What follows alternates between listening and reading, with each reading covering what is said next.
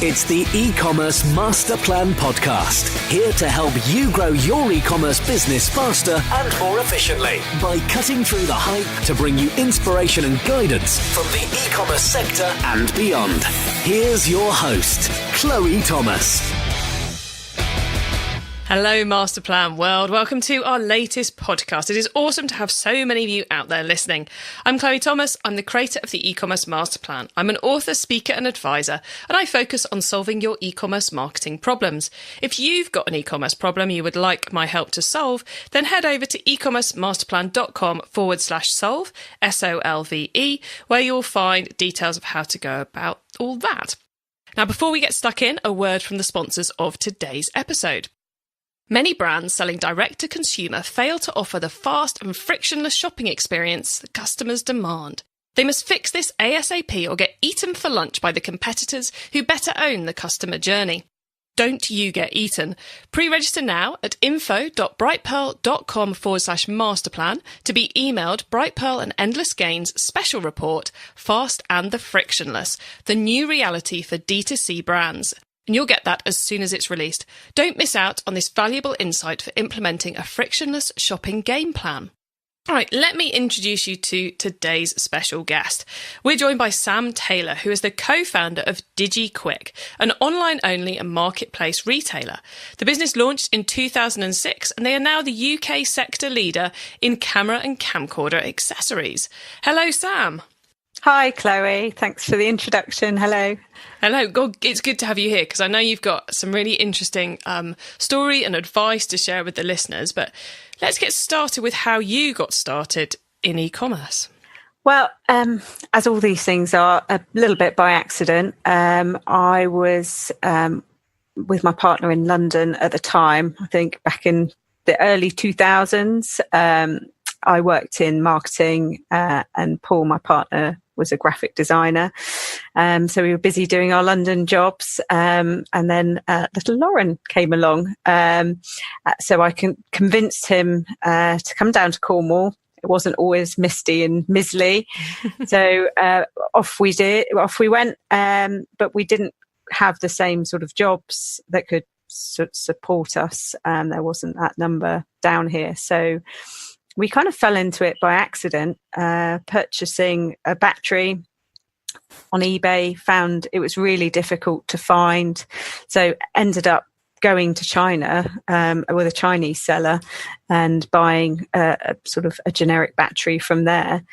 And that's where the kind of light bulb moment happened, really, where we thought, well, if we're struggling to find them a UK supplier here, then many other people would be as well. And it was digital cameras and camcorders as more prolific as they are now.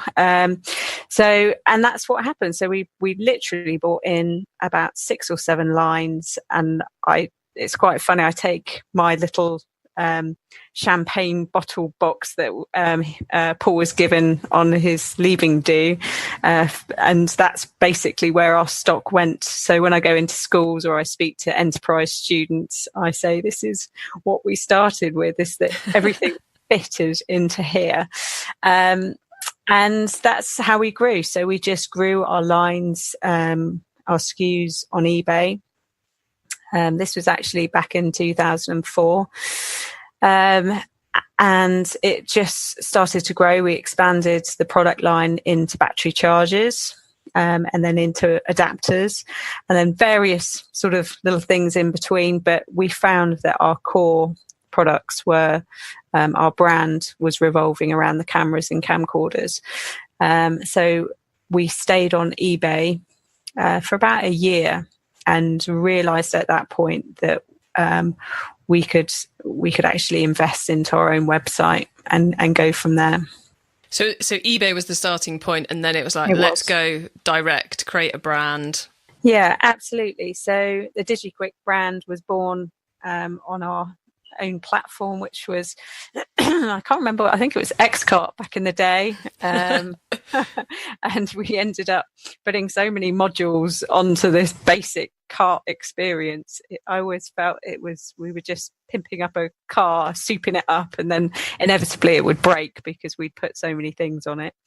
But very early doors, we realised that the products that we actually sold lended themselves very well to people landing on specific landing pages. So we made sure that we worked hard on Google, and made sure that just because they were sort of generic, cheaper alternative to branded goods, that they still looked good, that the descriptions were exactly what you'd want to see.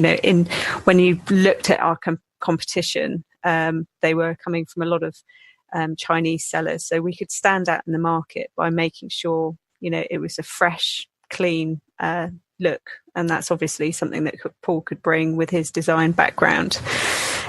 So we launched the website, which went well, and then actually we started sort of moving into Amazon at the time, and we made the decision to come off eBay, and we just focused on those two platforms. And you're still not on eBay now? No, we didn't go back to eBay. Actually, the reasons sort of back in the time when we made that decision was about the amount of time it was taking to deal with customers on that platform. We felt that they were very much more price sensitive, price aware. I'd be dealing with emails to do with taking, tiny pennies off an already cheap product.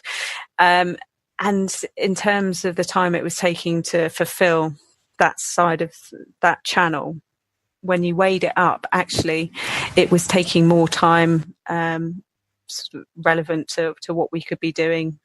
So we made the decision to come off that channel, and that was quite difficult actually, because when your sales have come from started off 100% on a channel, and there's business there, and there's revenue to be made, but actually the time it was taking to deal individually with customers, we just felt it was, compared to Amazon and our own channel, I think it was about 10 sort of product queries to one on the other channels. Yeah. So we said goodbye, and also at the time, and I'm sure it's different now, but we felt that it was very difficult to compete with the Chinese sellers. Obviously, they had different sort of tax legislation, they had different postage legislation. So actually, we took ourselves out of that, and instead of having a race to the bottom in terms of pricing, we wanted to take control and do it on our own platform. So let's talk about the business as it is right now. Let's start off with the platform, because you're not on Xcart anymore, are you? No, I think this is the fourth or fifth iteration of the website. Fourth, I think. So we went bespoke at one point, completely bespoke. And that was just before the design team actually brought out kind of agile methodology, which would have been a bit more helpful to the launch of that site.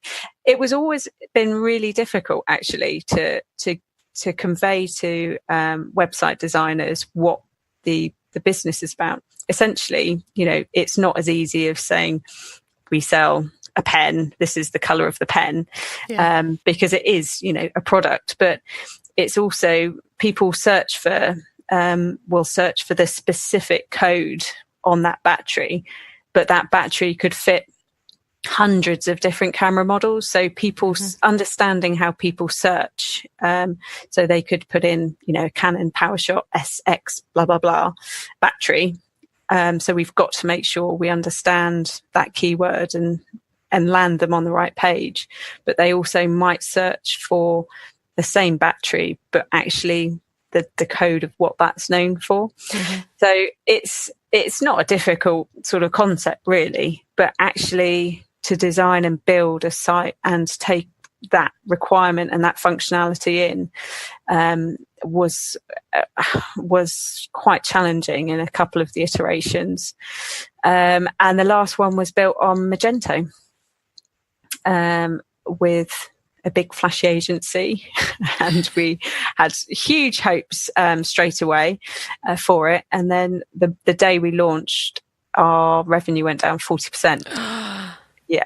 So you kind of, when you think you're investing and you're thinking, I'm making a better website, it's better designed, it's better functionality, everything's going to be better. At the worst, I kind of felt, oh, just be the same. But it kind of went, oh my God, wow, we're going to have to pull our socks up. And when these little crises happen, you just work hard. And that's when we really brought our Amazon listings up to date. So it was a disaster at the time, but actually, we turned it around and made it into a positive. In terms of you put some effort into Amazon to up that, and then presumably you fixed the Magento site as well. Yeah, I think at the time it was all to do with site speed, page loading, all of those fun things that Google really like you not to be good at. And we've had that site for about 5 years now. But it is a really interesting business from the point of view that it's a very transactional product. So when we speak to the customers, they just want their £15 battery sent to them quickly, and that's it. We need to find them on Google and Amazon on their search sort of terms, and we do that very well. But they're not really looking for a relationship with us. They're not looking for, how the battery looks outside in this with a sunset behind it. And we have sort of gone into social media and tried to focus on, what our products are used for. And they're used for holidays, being able to capture memories, things like that. But once there's 2-year warranty on all of our products. So they don't come back for a couple of years anyway. So 95% of our customers are all new customers, apart from our sort of business to business side, the wholesale. So yeah, but it's very interesting to look at how e-commerce has developed from, since we started doing it in 2003 on eBay to now, and the fads and the thing. And I feel confident enough with the business to actually say that doesn't work for us and our customers. So I don't need to be tweeting every 2 minutes about this, that, and the other. I think that's one of the key things about being successful in any business is realizing what isn't going to work for you, or even if you have tested it, like you did with eBay, you had eBay running and then you realize actually the margin isn't here, so we're going to have to stop it. It's knowing when to say no to stuff as much as it is knowing when to say yes to things. Yeah, absolutely. And you do have to be a bit brave. And when I speak to fellow retailers, a lot of people struggle with how much they feel they've got to be specialists and experts in.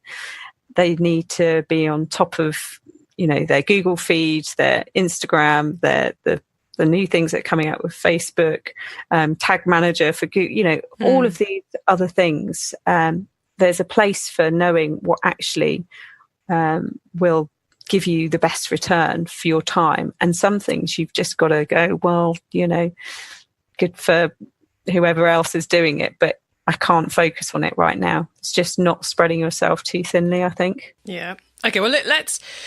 Before we dive off into all of that, let's just tie down a couple of other things about the current business. So you're in the UK. Are you only selling to the UK or are you selling overseas as well? No, we are. The Royal Mail about 4 years ago decided that the products that we sell are dangerous goods, which means for a further barrier to entry to our market, that the Royal Mail won't accept batteries in the post. So everything has to be with specific couriers. Not every courier will accept batteries now. So it stopped our international sales to a certain point.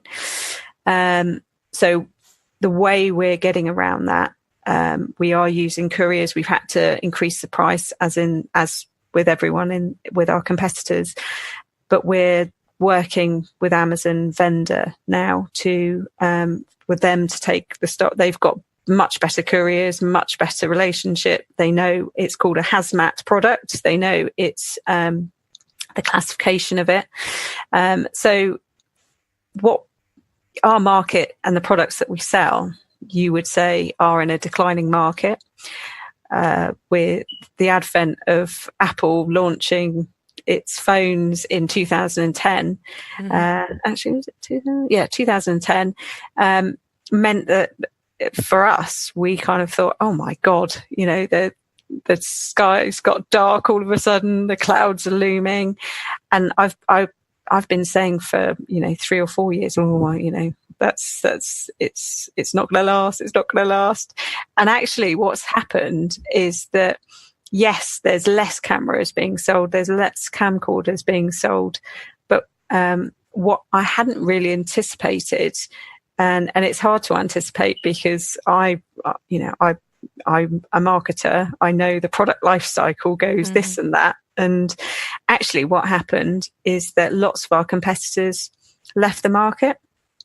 They left the market because they were not prepared to make all the changes that are needed with the Royal Mail. Shipping them in is much more difficult, more time consuming and costly because of the sort of embargo on them.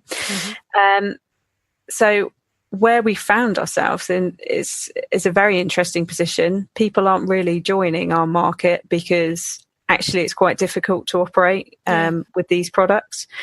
So our market share has grown since the sort of 2012 time. It's actually grown. So the number of sales has probably lessened from where we were, but actually we're getting much larger market share, which is quite interesting actually. So I never kind of have to look over my shoulder at the moment, she says. you never know when new entrants kind of join a market in other sectors, I guess, but it's pretty unique feeling really. But the important thing is to know what stage of the product life cycle your industry is in, or the industry life cycle your industry is in, because that massively affects some of the strategic decisions within the business, doesn't it? It's like, if you know that consumers are moving away from devices that have replaceable batteries, then it becomes, right, this is a declining market. Let's approach it in the way we would approach a declining market, which is to maximize revenue, minimize cost, not to try every bright, shiny marketing bauble that comes along every 5 minutes. It's kind of, as long as you're disciplined enough to understand the market you're in, there's still a huge amount of money and especially profit to make in it. Absolutely. It's essentially a cash cow, which I used to read about in the marketing books. But that's exactly what we're doing. We're not spending tens of thousands of pounds on new websites, fulfillment, plugins, this, that, and the other. It literally is running, making sure that our catalogues, our feeds, everything's up to date. So when you go onto Google, we'll be right up top there. You'll see us in the shopping. It's the first thing you'll see for whatever you look for. And at one point we had 250,000 different search terms, taking all the variants of cameras. So that was quite it was quite a thing to manage campaign in AdWords. You'll see us top there. You'll see us up there organically. We've obviously been pushed down with the marketplaces, but one of our organic listings will be our Amazon product. So that's what we focus on. That's to get as much coverage on those keywords to make sure they land either on our Amazon page or obviously on our own website. And you mentioned we a few times there. So what's your team looking like? Who's in-house and what are you outsourcing?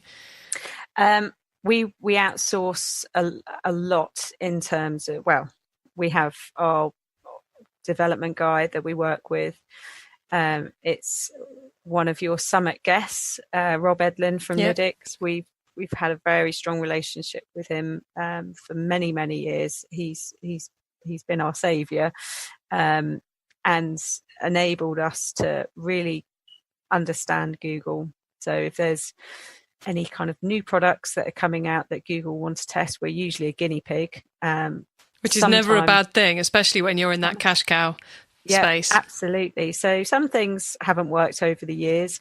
One of the things that our industry, our products don't really do well in is remarketing on Google. Nobody really wants to be followed around by a battery. If they want it, they'll buy it. As long as we provide them with all of the credibility and that feeling of security. So making sure we have our independent reviews up there, making sure that they have they find what they want and that it's quick, they can check out and they're done. So there's things we've tested and things that haven't worked. We have a couple of people doing our fulfillment, and Paul and I still work not full time on the business because we don't need to anymore, but we're still in the business. Obviously, we still need stock. The customers need sort of talking to, but if you provide what you say you're going to provide and you provide it quickly, actually, we don't have many customer service issues, which is great. And I like that as well. I like the fact you say we're both still in the business, but we're not full time on it anymore, because I think that's something which it's really easy not to realise is that it's no longer a 40-hour-a-week business. Yeah.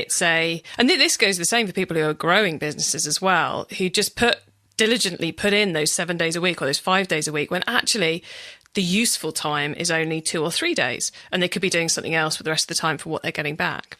Absolutely. And it is for us a lifestyle business. I am looking at other sort of products to sell at the same time, because again, we know the product lifestyle that, we're in a good place now, but you've got to constantly innovate. And if it's not in the products related to this business, other things.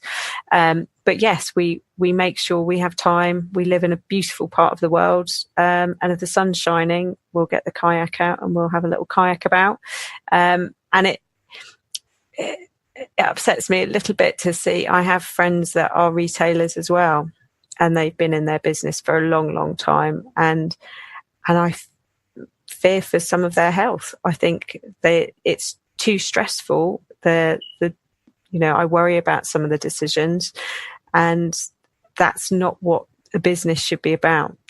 I think in the first year or two, you definitely should be that stress should be front loaded right there. And of course you need to work hard, but you also need to have a vision at the start of where you want to be in a number of years' time. Else, what's the point? You could work for someone else and not have the stress and the money problems and everything that's associated with it. Exactly. It's like, there are businesses, but it's not really a business unless somebody wants to buy what it's offering.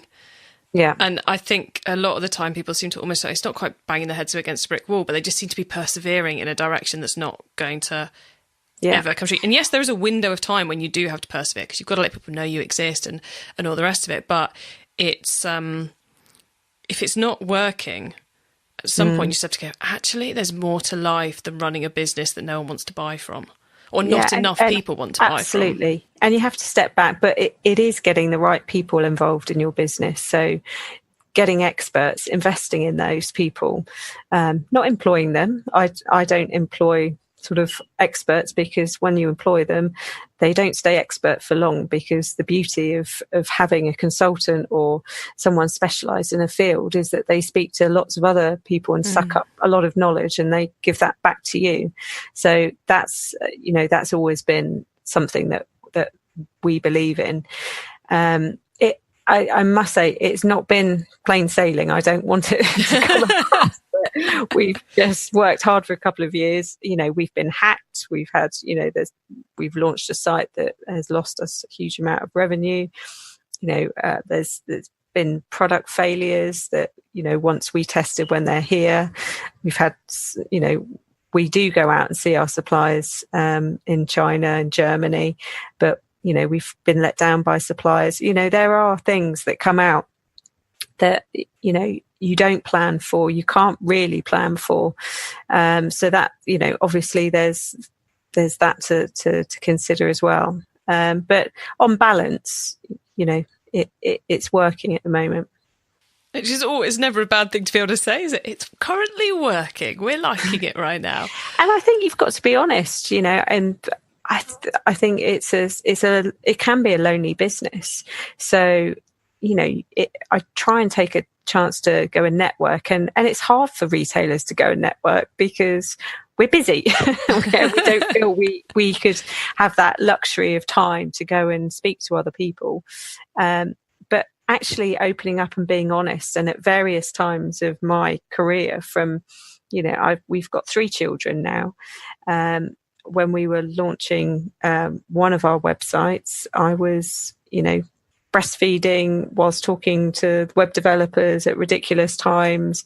It hasn't been plain sailing at all. But those kind of happen, within parts of your life that are stressful or take a lot of time anyway. So, and it is difficult to kind of balance and juggle. So I enjoy talking to other business owners and saying, well, what's your struggle? Because it's nice if they if I can say my struggles and if they're in that situation at the time, maybe they feel there's a bit of a light at the end of the tunnel.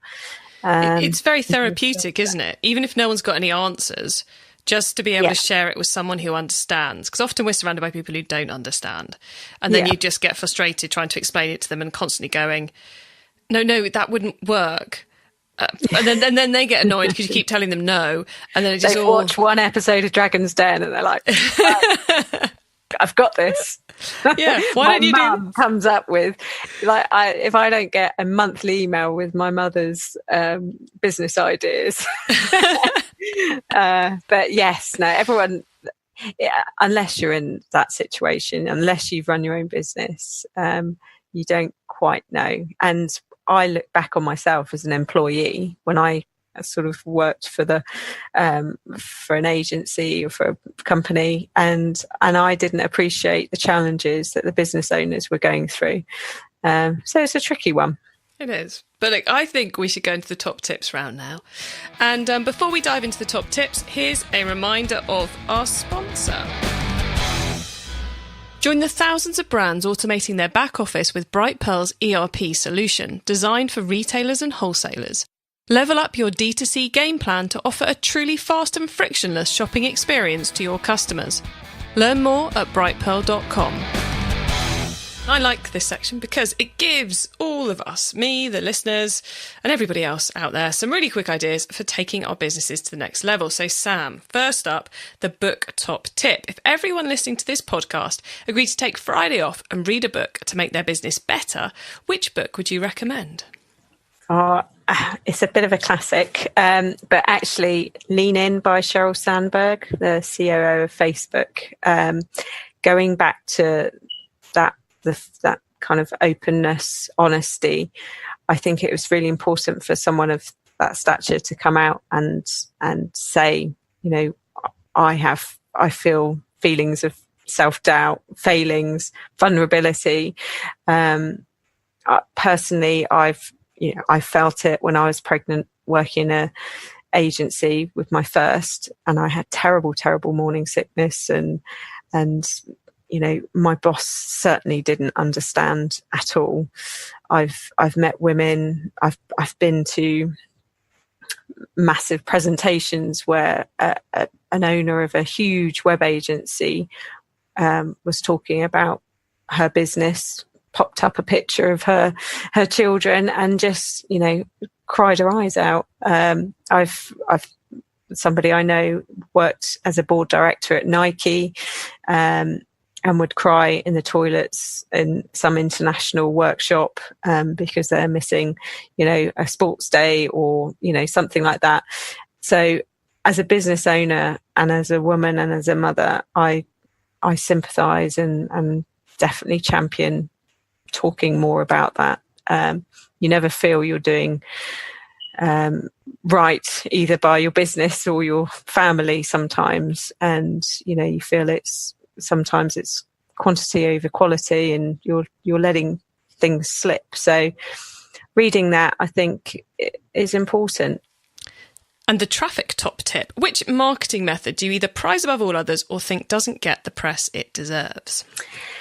I would certainly say that the thing that I find isn't talked about very, very much is just having the reviews, the independent reviews. When people don't actually come across your brand very much, or haven't actively searched out your brands, as they do in our sector, they actually are looking for that product and they'll land on your site. A little quick ability to see what other customers have said about you to make sure that you're credible and secure just allows people, it just converts more people from browsing to sales. So that's definitely my underestimated pick. Excellent. Okay, then the tool top tip: maybe a collaboration tool, a social media plugin, a phone app, or just a way of working. Is there a cool little tool you use that makes you and your team more efficient from day to day? Well, back in the day, I was actually a project manager, so I have lists galore.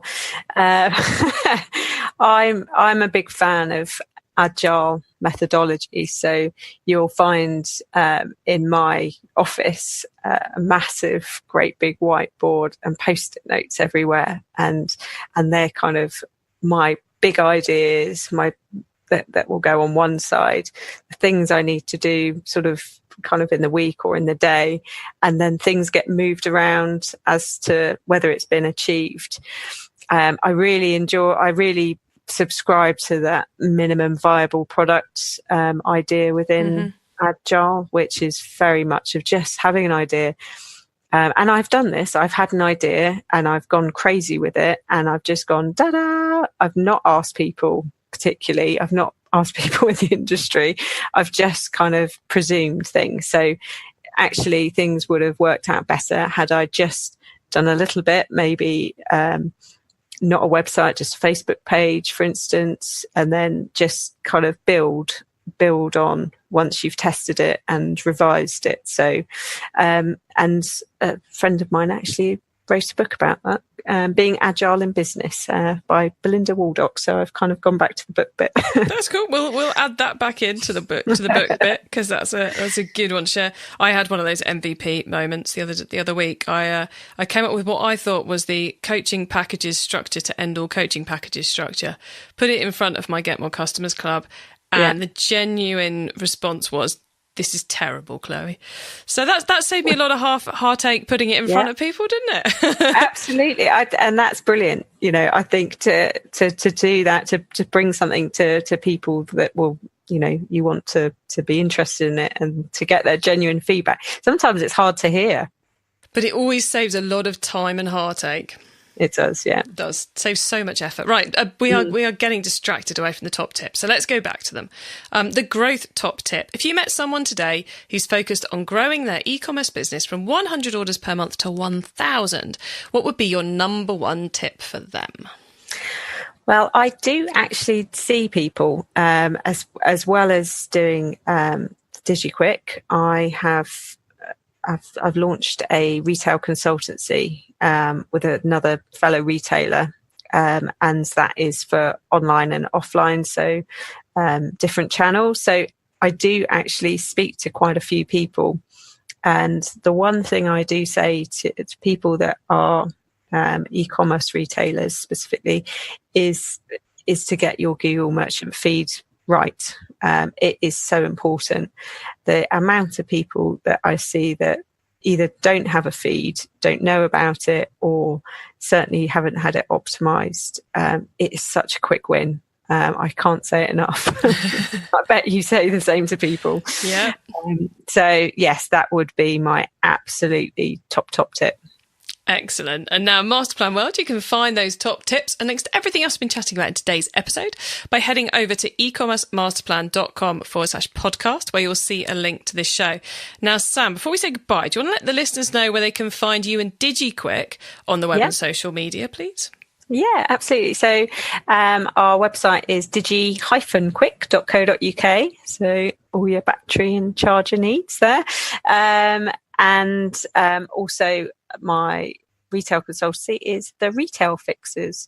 And you can find that on Facebook.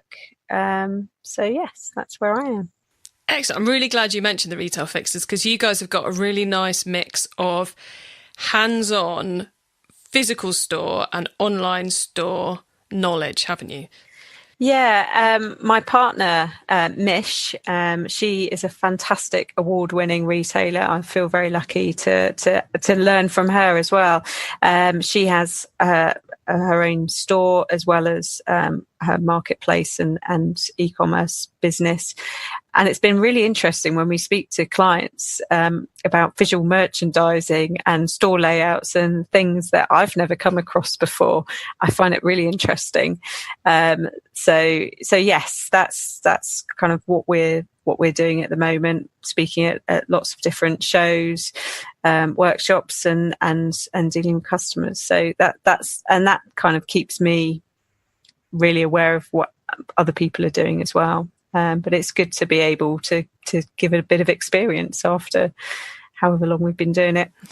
And that's a Facebook page, isn't it, at the moment? So. It is, yeah. Again, with the kind of the minimum viable product, we went with a Facebook page because as it's so newly launched, we're not exactly sure what people are responding to most, and we'll do the packages based on what people are asking for most.